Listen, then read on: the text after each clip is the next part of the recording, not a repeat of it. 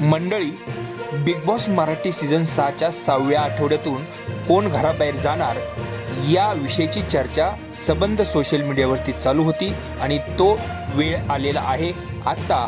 या दिवशी म्हणजेच भाऊच्या धक्क्यावरती रविवारी 2 सदस्य एलिमिनेट झालेले आहेत आणि अनपेक्षित रिझल्ट आहे हा बिग बॉस मराठी सीझन 6च्या या आठवड्यामध्ये।